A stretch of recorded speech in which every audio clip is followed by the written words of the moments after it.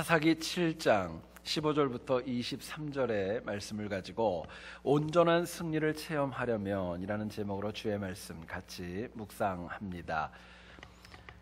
지난 2008년 인도의 타타 자동차라는 회사가 미국의 포드 자동차로부터 고급 자동차 브랜드로 유명한 제규어와 랜드로버라는 회사를 매입하였습니다.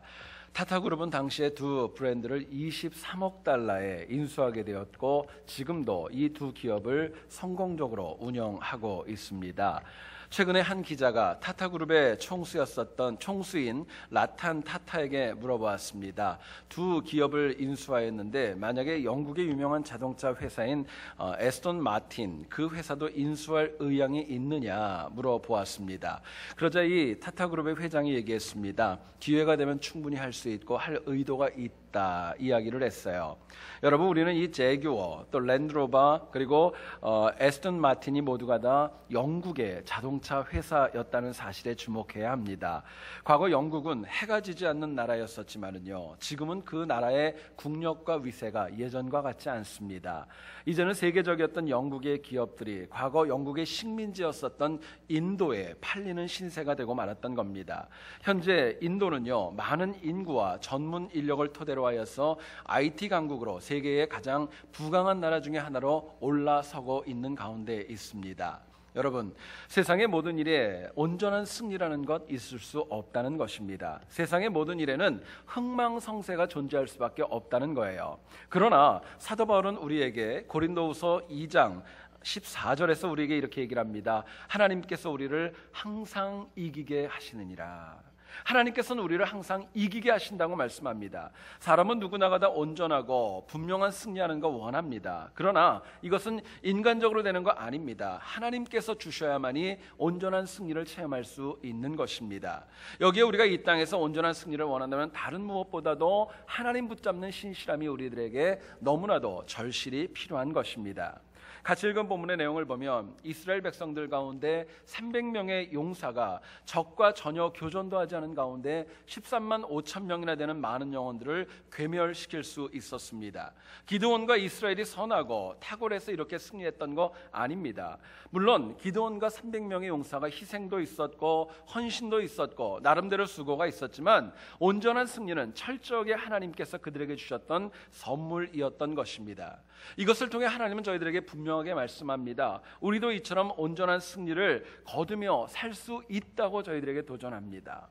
여러분, 동양의 고전인 손자병법을 보게 되면 전쟁에서 승리하고 패하는 것은 항상 반복되는 일이라고 이야기합니다. 하지만은요, 영적 전쟁은 절대로 그렇지 않습니다. 영적 전쟁은요, 완전하게 승리하지 않으면은요, 이기는 거 아닙니다. 내가 만약에 완전하게 승리하지 않으면은요, 결국에는 구멍이 생기고 패할 수밖에 없는 것이 영적 전쟁입니다. 그렇기 때문에 영생을 원하고 구원을 원한다면 우리가 이 영적 전쟁에서는 반드시 온전하게 승리해야 마땅한 것입니다. 오늘 본문을 통하여서 우리가 과연 어떻게 기드온과 300용사처럼 온전한 승리를 체험할 수 있을까? 하나님이 주시는 메시지를 같이 한번 나누어 보기를 소원합니다. 첫 번째로 생각할 것, 우리가 온전한 승리를 체험하려면요, 하나님을 최우선으로 두고 살아가야 합니다. 하나님 최우선이 되어질 때 우리가 온전한 승리가 있다고 말씀합니다. 성경을 보면 하나님은 3만 2천 명이 300명으로 줄고 기드온의 마음이 두려워하는 것을 보게 되었습니다. 그래서 그 영혼을 그대로 내버려 두지 아니하시고 밤에 부하였던 부라라는 영혼과 함께 미디안 진영으로 들여보내게 됩니다. 성경을 보니까요, 당시 미디안 진영에서 결국 그 두 병사의 꿈 해몽을 들었던 것은요, 기드온과 부라 이 두 사람밖에 없었습니다. 그리고 승리를 확신한 기드온이 돌아와서 300명의 군사들을 무장시키고 출정을 준비합니다. 모든 전쟁 준비를 마친 후에 18절 마지막 부분에서 이 300명에게 어떻게 외쳐야 될지를 말씀해 줍니다. 내용은 이것입니다. 여호와를 위하라, 기드온을 위하라, 이 내용을 말씀해 주었던 것입니다. 그리고 이스라엘과 기드온은요, 정말 말씀대로 담대하게 출정하며 나아갑니다. 여러분, 당시 300명은요 목숨을 걸었던 겁니다. 그냥 나가는 거 아니었어요. 목숨을 걸었고 더 나아가서는 철저하게 리더였던 기드온을 신뢰하였던 것입니다. 그러나 엄밀히 보게 되면은요, 이 300명의 영혼들은 사실은 기드온보다도 그 영혼에게 능력을 주셨던 하나님을 최우선으로 믿고 나갔다는 것을 잊지 말아야 됩니다. 여러분, 하나님께서는요, 이 300명이 인간적인 능력으로 나간 것이 아니라 하나님의 말씀을 최우선으로 알고 그분의 명령이 최고라고 믿고 나갔다는 거 모르지 않으셨습니다. 아셨기 때문에 말로써 여호와를 위하라, 기드온을 위하라, 이 말씀 하나로 인하여서 13만 5천 명이나 되는 많은 영혼들을 이길 수 있도록 하나님이 이끌어 주셨던 것입니다. 여러분, 성경을 보면 역대하 20장 15절에서 우리에게 이렇게 얘기를 합니다. 너희는 이 큰 무리로 말미암아 두려워하거나 놀라지 말라. 이 전쟁은 너희에게 속한 것이 아니요 하나님께 속한 것이니라. 분명히 말씀하십니다. 성경 어디를 보아도 하나님을 최우선으로 두고 살았던 영혼 절대로 패한 적 없습니다. 한 번도 넘어지지 않았습니다. 전능하신 하나님께서 하나님을 최우선에 두고 싸우고 나아갈 때 온전한 승리를 그 영혼에게 허락해 주시기 때문에 그렇습니다. 문제는 하나님이 최우선이 되어져야 되는데 우리는 너무나도 자주 하나님이 아닌 다른 것으로 곁길로 빠질 때가 너무나도 많이 있다는 데에 문제가 있습니다. 경제적으로 굉장히 어려운 교회에 굉장히 유명한 사업가가 등록을 해가지고 목사님에게 이렇게 질문을 했답니다. 목사님, 제가 만약에 교회에 1,000만 원을 헌금하게 되면 제가 구원을 받을 수 있을까요? 물어보았답니다. 여러분들 생각은 어떻습니까? 구원은 헌금으로 되는 거 아닙니다. 믿음으로 되는 겁니다. 근데 너무너무 궁색했던 목사님께서 그 영혼에게 이렇게 얘기했답니다. 1,000만 원이요? 우리 그거 지금 당장 한번 시험 한번 해봅시다. 구원이 되나 안 되나 한번 해봅시다. 그러고 이야기를 하셨다는 거예요. 여러분, 우리가 목회자들 뿐만이 아니라 세상에 사는 많은 사람들이 물질에 미혹될 때가 너무나도 많이 있고 하나님보다는요 물질과 세상적인 것들이 최우선했을 때가 너무나도 많이 있다는 것입니다. 자, 그렇다면 우리가 하나님을 최우선으로 알고 살아가는 삶이 과연 무슨 의미이고 무엇을 의미하는 것입니까? 본문은 저희들에게 이렇게 도전합니다. 하나님을 최우선으로 높이며 살아가는 삶은요 내가 하나님의 도구가 되었다는 걸 알고 살아가는 것입니다. 내가 하나님의 도구라는 거 알고 살아갈 때 하나님을 최우선으로 높이며 살아갈 수 있는 것입니다. 여러분, 16절 말씀 한번 보시기 원합니다.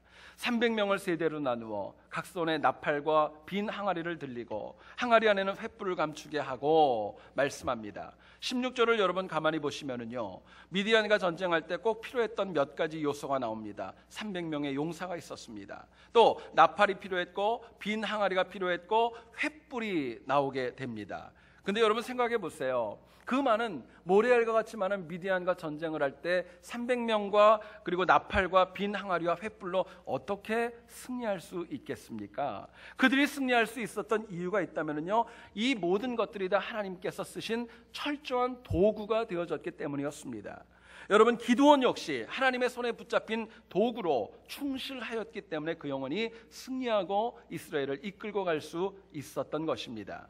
만약에요 기드온이 하나님의 말씀을 듣고도 자기 마음대로 나는 도구가 아니라 내가 주관자라고 나갔다면 전쟁이 어떻게 되었을까요? 결과는 너무나도 자명합니다. 우리가 삶에서 직면하는 모든 전쟁에서 내가 승리하기 위해서는요 반드시 기억해야 될 것이 있습니다. 나는 하나님의 도구라는 것입니다.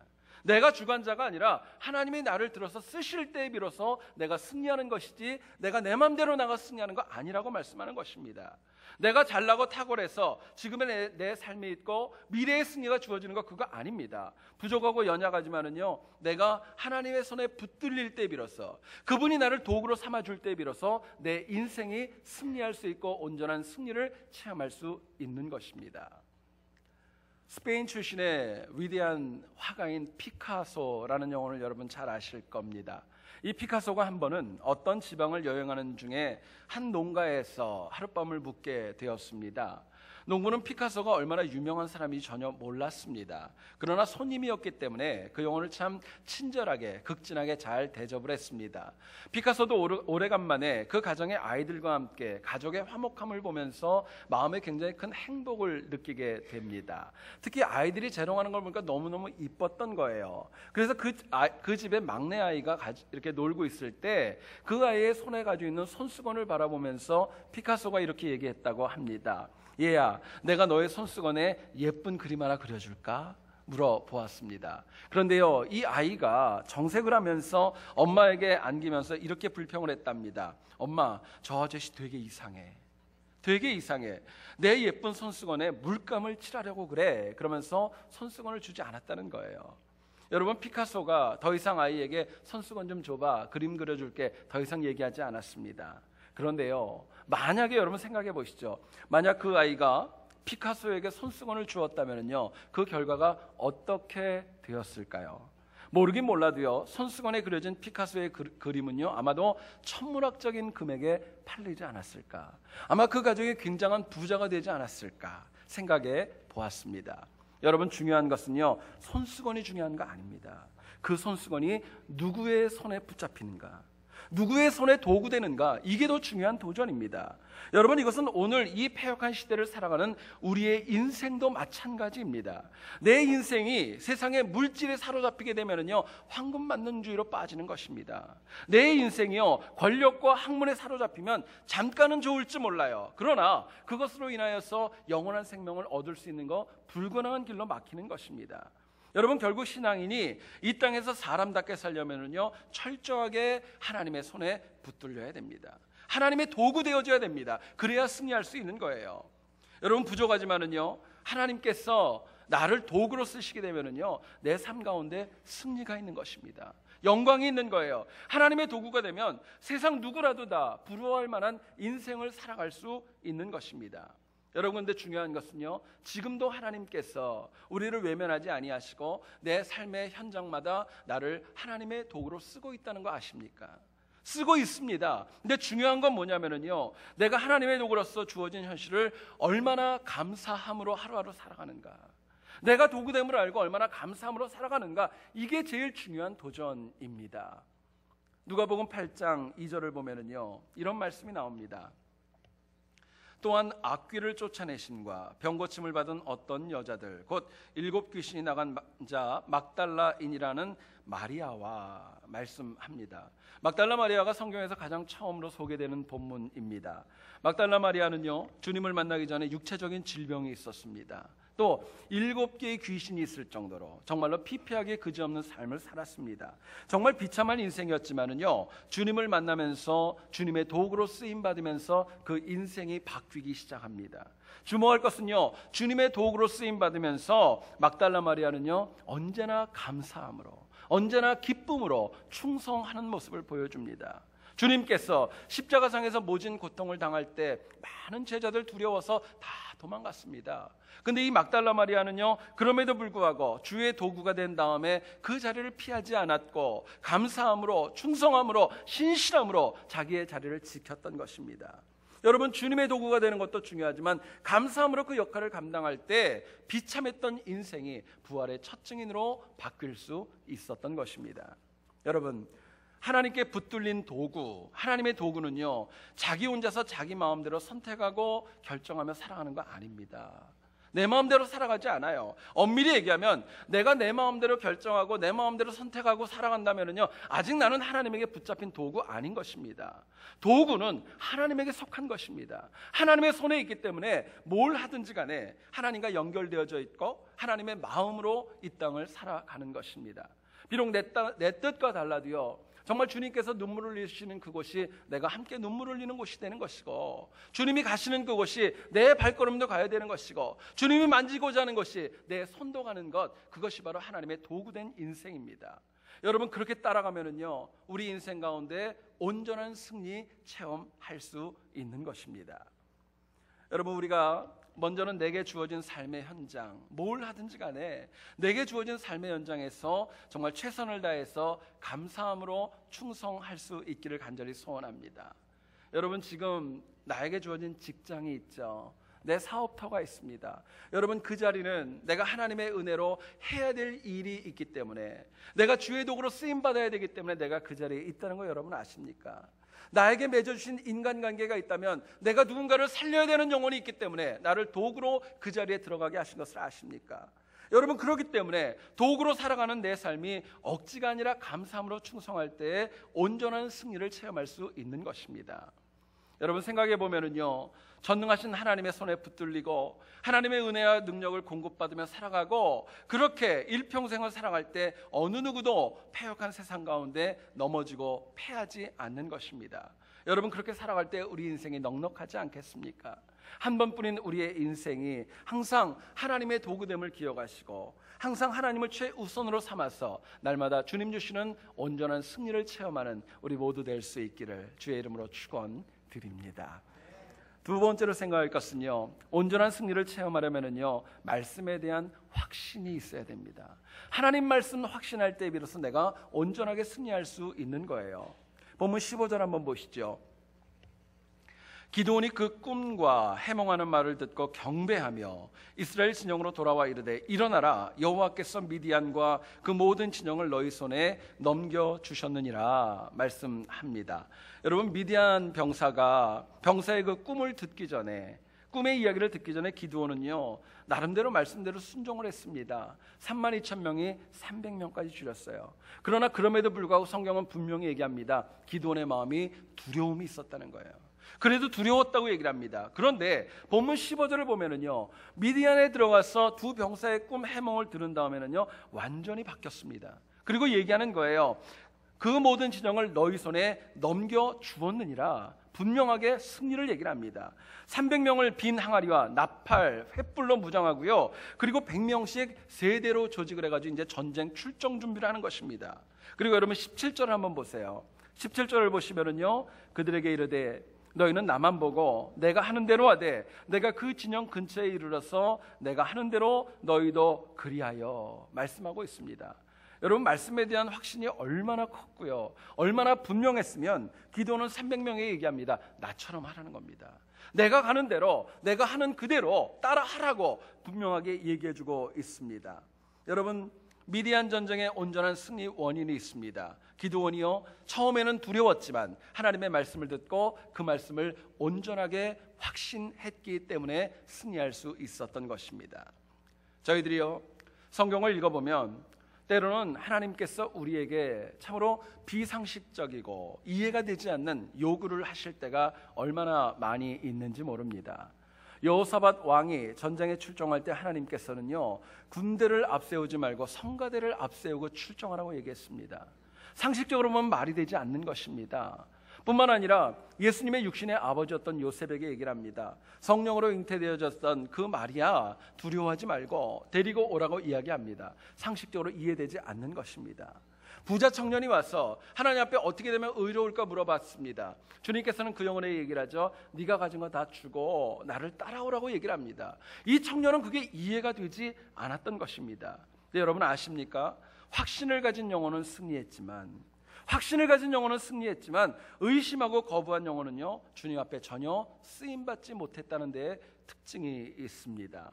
여러분, 성경은 저희들에게 분명히 이야기합니다. 믿는 자에게 능치 못할 일이 없느니라. 믿는 자에게 능치 못할 일이 없느니라 말씀합니다.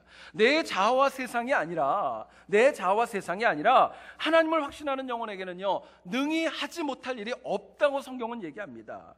여러분, 하나님을 확신할 때는요 언제 어디서 누구와 무엇을 해도 분명하게 승리할 수 있다는 거, 그 승리를 체험할 수 있다고 하나님 저희들에게 약속하시고 말씀하시는 겁니다. 자, 그렇다면은요 말씀에 대한 확신이 있다면 그 확신이 우리들의 인생 가운데 어떻게 드러나야 될까요? 확신이 있다면은요 뭔가 드러나야 되고 삶으로 표현되어져야 되지 않겠습니까? 그것이 과연 무엇일까 묻게 됩니다. 본문은 저희들에게 이렇게 도전합니다. 하나님 말씀하신 그대로 순종하라는 겁니다. 말씀하신 그대로, 내 뜻이 아니라 말씀하신 그대로 순종할 때 비로소 내가 확신을 통해 온전한 승리를 체험할 수 있기 때문에 그렇습니다. 여러분, 본문을 가만히 보세요. 300명밖에 되지 않았지만은요 말 그대로 마치 군대죠. 일사불란하게 움직입니다. 각각 자신이 가지고 가야 할 빈 항아리, 나팔, 횃불 한 명도 빠짐없이 철저하게 준비합니다. 자신들이 지켜야 될 자리 이탈하지 않습니다. 소리를 질러야 될 때 혼자 옆으로 새지 않고요 그 소리 지르는 것도 정확하게 맞춰 나갑니다. 이유가 있습니다. 이스라엘 모든 사람들이 하나님의 말씀을 믿었고 그 말씀 그대로 온전히 순종했기 때문이었습니다. 여러분, 우리의 인생을 가만히 보고 신앙생활을 가만히 보면 사람은 무엇인가를 확신하는 만큼 순종합니다. 믿는 만큼 순종하는 거예요. 확신하면 순종하지만 확신하지 않으면요 순종하지 않습니다. 고집 부리는 거고요. 내 생각대로 살아가는 거예요. 문제는 확신한다는 사실보다도 과연 무엇을, 누구를 확신하는가, 이게 더 중요한 도전입니다. 여러분, 우리가 인생을 가만히 보면 인간을 확신하여 순종하는 것은요 한계가 있어요. 인간을 확신하게 되면은요 이길 때도 있고 질 때도 있는 거예요. 그러나 하나님을 확신할 때는요 하나님이 우리에게 주시는 순종 가운데 승리가 있다는 걸 저희들에게 말씀합니다.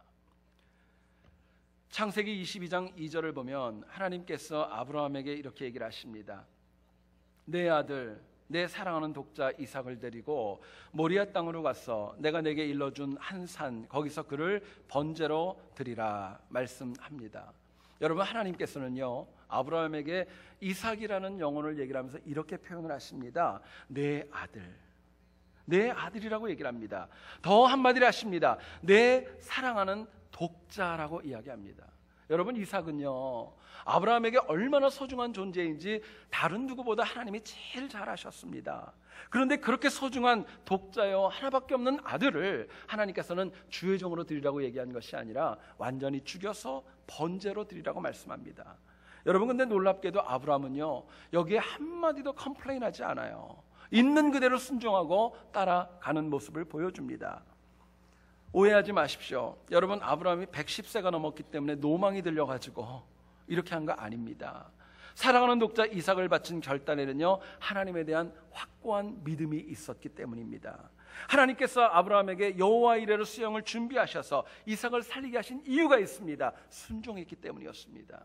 말씀을 확신하고 순종하였을 때 그때 비로소 아브라함에게 내 씨로 말미암아 천하 만민이 복을 받을 것이다 말씀하셨습니다. 메시아의 조상이 되는 순간입니다. 여러분, 잊지 마셔야 될 것, 아브라함이 메시아의 조상이 되는 근원과 시작은 말씀을 확신했고 그 말씀을 순종함으로부터 시작되었다는 것을 저희들에게 이야기합니다. 여러분, 많은 분들이요 아브라함에 대한 이야기, 특히 이삭을 바친 이야기라면요 참 많은 은혜를 받습니다. 근데 문제는 뭐냐면요 그 이야기가 내 이야기가 되면요 굉장히 어려워합니다. 순종할 분들 거의 없고요 외면하고 이건 말도 안 된다고 컴플레인할 때가 너무나도 많이 있다는 것입니다. 여러분, 꼭 잊지 마시기를 원합니다. 하나님의 말씀을 확신하는 거, 이거 너무너무 중요합니다. 안 믿는 것보다는 100번 낫습니다. 근데요 확신으로 끝나는 것은요 온전한 승리 없습니다. 온전한 승리는 확신이 있은 다음에 순종할 때에 비로소 승리가 있는 것입니다. 성경에서, 설교에서 많은 분들이 얘기할 때 여러분, 우리가 이 순종이라는 단어를 얼마나 많이 듣습니까? 아마 귀에 딱지가 들을 정도로 여러분 많이 들으셨을 거예요. 그런데도 불구하고 반복하는 이유가 있습니다. 순종하지 않기 때문에 그렇습니다. 뿐만 아니라 순종이 그만큼 중요하기 때문에 저희들에게 말씀하는 거예요. 결국 온전한 승리는 확신에 그치지 않고 확신한 대로 순종할 때에 온전한 승리는 주어지는 것임을 잊지 말아야 됩니다. 어떤 교회에서 새로운 목사님께서 부임을 하셔가지고 첫 주일에 말씀을 전했습니다. 근데 그 말씀이 굉장히 은혜로웠고 많은 사람들에게 감동을 주게 되었습니다. 많은 교인들이 생각했습니다. 아, 목사님 참 잘 모셔왔다, 참 기쁘다 생각을 했습니다. 근데 두 번째 주일이 되었습니다. 근데 이 목사님께서 이상하게도 첫 번째 주일에 했던 설교를 그대로 또 하시는 겁니다. 교인들이 좀 이상했습니다. 고개를 갸우뚱하지만 그래도 첫 주일에 받은 인상이 너무 귀하고 은혜가 있어서 그냥 넘어갔습니다. 근데 세 번째 주일이 되었습니다. 근데 이번에도 똑같은 내용을 가지고 설교를 하시는 겁니다. 이제 교인들의 컴플레인이 시작됩니다. 설교 준비를 안 하는 것 같아, 잘못 모시고 온 것 같아, 그러면서 불평이 시작되었어요. 장로님 한 분이 대표로 목사님에게 가서 여쭤봅니다. 왜 세 주를 똑같이 설교를 하셨습니까? 이야기를 했더니요 목사님이 그렇게 얘기를 했답니다. 저는 여러분들이 이 말씀을 삶에서 그대로 순종할 때까지 계속하려고 합니다. 이야기를 했더랍니다. 여러분, 참 기가 막힌 이야기지요. 물론 이것은 풍자입니다. 비유입니다. 그런데요, 뭘 비유합니까? 오늘 우리가 새로운 말씀만을 찾고 있지 말씀한 대로 순종하지 않는다는 현대인의 맹점을 저희들에게 지적하고 비판하는 것입니다. 여러분, 듣고 확신하는 것은요 온전한 승리하는 데 시작입니다. 확신은 시작입니다. 그러나 믿음대로 순종할 때에 비로소 승리가 완성되어지고 종결되어지는 것입니다. 특히 여러분 오늘 보면 15절을 보시면은요, 우리가 어떻게 하나님 말씀에 순종해야 될지를 저희들에게 이렇게 얘기를 합니다. 15절 보시죠. 기드온이 그 꿈과 해몽하는 말을 듣고 경배하며 이스라엘 진영으로 돌아와 이르되 일어나라, 여호와께서 미디안과 그 모든 진영을 너희 손에 넘겨주셨느니라 이야기합니다. 기드온은요, 말씀을 듣고요, 내일 전쟁에 출정하자 이러지 않았어요. 오자마자 얘기를 합니다. 일어나라고 얘기합니다. 그리고 지금 순종하자고 그 군대를 이끌고 나갔던 것입니다. 여러분, 우리가 온전한 승리를 체험하기 원한다면요, 말씀 듣고요, 미루지 마셔야 됩니다. 미루지 마시고요, 그리고 그 말씀하신 그대로 지금 즉시부터 순종하는 지혜와 결단이 저희들에게 필요한 것입니다. 여러분, 이민 생활이 참 분주하고 바빠서 말씀을 듣고 은혜 받는 것은 있지만은요, 시간이 가면 어떻습니까? 여러분, 금방 잊어버리시지요. 성경 공부를 하다 보면은 많은 분들이 그 얘기를 너무 많이 합니다. 뭐라 그러냐면은요, 고개만 돌리면 잊어버리신대요. 저는 개인적으로 그 얘기를 들으면 참 절망이 됩니다. 그래서 속으로 여기까지 나오는 말이 있어요. 고개를 돌리지 말지. 고개만 돌리면 잊어버리니까요, 금방 잊어버린다는 이야기입니다. 여러분, 그런데요, 잊어버리면은요, 순종하고 싶어도 할 수 있습니까? 못하는 거예요. 못하는 겁니다. 지금 내 마음에 남았을 때, 내 기억에 남았을 때, 그거 지금 순종하실 때, 그때 온전한 승리 체험할 수 있는 것입니다. 여러분, 그렇기 때문에요, 마음에 감동이 있고 도전이 있고 뜨거움이 있고 찔림이 있다면은요, 나중으로 미루지 마세요. 지금 내가 할 수 있는 것부터, 작은 것부터, 그리고 지금 내 주변에 있는 것부터, 지금 즉시부터 시작하는 결단이 저희들에게 필요한 것입니다. 여러분, 많은 분들이요, 누군가에게 선물을 받게 되면은 대부분 즉시 뜯어보지요. 나중으로 미루고 나중으로 이렇게 놓는 분들은 그렇게 많지 않습니다. 여러분, 그런데 확고하게 믿는 것은요, 주님이 내게 주신 선물입니다. 여러분, 믿음은 하나님이 나에게 주신 선물이에요. 은사입니다. 그런데 즉시 순종해야 선물의 가치를 내가 확인할 수 있는 거예요. 어쩌면 은혜 받고 확신은 있지만은요, 나중으로 미루면은요, 잊어버려가지고 결국에는 내가 누려야 될 은혜를 놓칠 때가 더 많이 있다는 거 잊지 마셔야 됩니다. 우리가 항상 말씀을 듣고 기드온과 같이 바로 일어나서 즉시 순종하는 결단이 우리에게 너무나도 절실히 필요합니다. 여러분, 우리들의 삶이 정말 확신한 다음에 즉시 순종함으로 인하여서 하나님이 주시는 온전한 승리에 체험하는 우리 모두와 우리 새한교회 될 수 있기를 다시 한번 주의 이름으로 축원드립니다. 우리가 많이 쓰는 말 가운데 그런 말이 있습니다. 찝찝하다라는 말을 여러분 많이 쓰신 적이 있을 겁니다. 제가 국어사전을 찾아봤습니다. 이 찝찝하다라는 말은요, 무언가가 개운하지 않다는 거예요. 그리고 이것은 속어라고 합니다. 표준어는요, 찜찜하다라는 말이래요. 찜찜하다가 정말 정식되는 그런 말인데요, 무언가 온전하게 끝나지 않았을 때 찜찜함을 느끼는 거 사람에게 있을 수 있습니다. 근데 여러분, 가만히 보면은요, 영적으로도 찜찜할 때가 저희들에게 있는 거예요. 영적으로도 그럴 때 있어요. 영적으로 개운하고 또 온전하게 승리하기 위해서는 오늘 본문이 저희들에게 분명히 말씀합니다. 내가 항상 하나님의 도구 됐다는 거 아시고 하나님을 최우선으로 두고 살아가라고 말씀합니다. 뿐만 아니라 나에게 주신 말씀을 확신하시고 그리고 그 말씀대로 순종할 수 있어야 된다 도전하십니다. 그래서 우리 모두가 항상 하나님 주시는 온전한 승리로 이 땅을 날마다 힘있게 살아갈 수 있기를 다시 한번 주의 이름으로 축원드립니다. 우리 이 시간에 같이 하나님 앞에 찬양합시다. 우리 힘들고 지쳐 우리 이 찬양